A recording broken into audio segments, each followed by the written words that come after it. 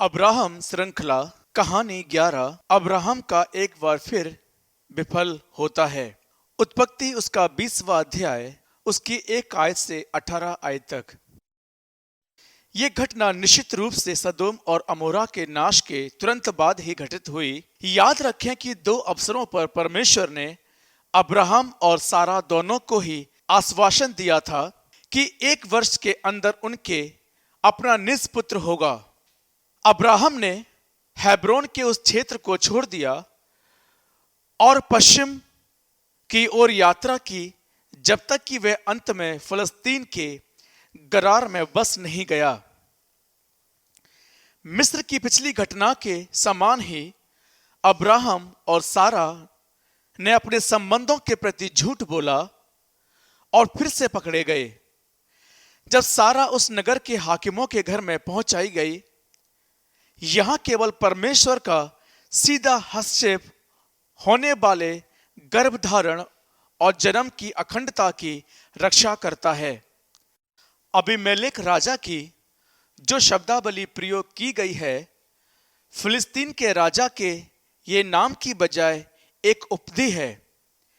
ये नाम नहीं, उसी तरह से जैसे मिस्र में फिरौन एक उपाधि है, यहां कहानी ऐसे आरंभ होती है।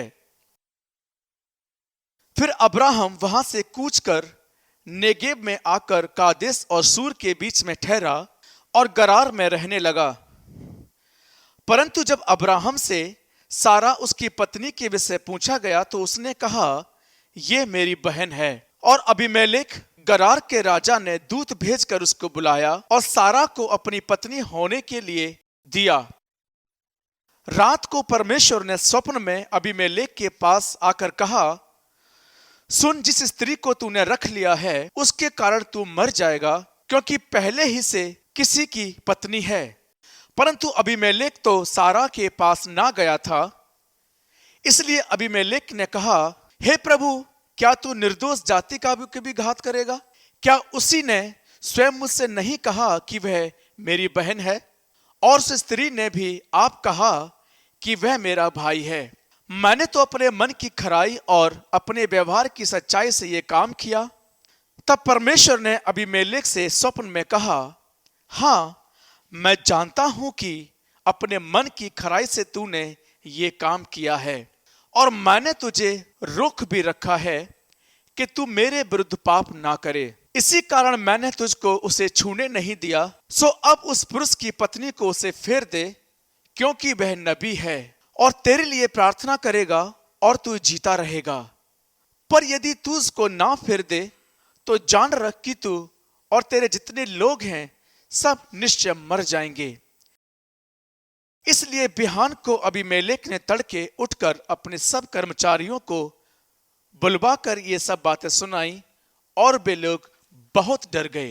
तब अबीमेलेक ने अब्राहम को बुलाया और उससे कहा, तूने हमसे ये क्या किया है? हमने तेरा क्या बिगाड़ा था? क्या तूने मेरे और मेरे राज के ऊपर ऐसा बड़ा पाप डाल दिया है? तूने मुझसे वह काम किया है जो उचित ना था। फिर अबीमेलेक ने अब्राहम से पूछा, तूने क्या समझकर ऐसा काम किया? अब्राहम ने कहा, मैंने सोचा था कि इस स्थान में परमेश्वर का कुछ भी भय ना होगा, सो ये लोग मेरी पत्नी के कारण मेरा घात करेंगे, और फिर भी सचमुच वह मेरी बहन है। वह मेरे पिता की बेटी तो है, पर मेरी माता की बेटी नहीं। फिर वह मेरी पत्नी हो गई। और ऐसा हुआ कि जब परमेश्वर ने मुझे अपने पिता के घर छोड़कर निकलने की आज्ञा दी, तब मैंने उससे कहा, इतनी कृपा तुझे मुझ पर करनी होगी कि हम दोनों जहां जहां जाएं वहां वहां तू मेरे विषय में कहना कि ये मेरा भाई है। तब अबीमेलेक ने भेड़ बकरी, गाय बैल और दास दासियां लेकर अब्राहम को दी और उसकी पत्नी सारा को भी उसे फेर दिया। और अबीमेलेक ने कहा, देख, मेरा देश तेरे सामने है, जहां तुझे भावे वहां रहे। और सारा से अबीमेलेक ने कहा, देख, मैंने तेरे भाई को रूपे के 1000 टुकड़े दिए हैं, देख तेरे सारे संगियों के सामने वही तेरी आंखों का पर्दा बनेगा और सबों के सामने तू ठीक होगी। तब अब्राहम ने यहोवा से प्रार्थना की और यहोवा ने अबीमेलेक और उसकी पत्नी और दासियों को चंगा किया और वो जनने लगी, क्योंकि यहोवा ने अब्राहम की पत्नी सारा के कारण अबीमेलेक के घर की सब स्त्रियों की कोखों को पूरी रीति से बंद कर दिया था। अब्राहम श्रृंखला कहानी 11 अब्राहम का एक बार फिर विफल होता है। उत्पत्ति उसका 20वां अध्याय उसकी 1 आयत से 18 आयत तक।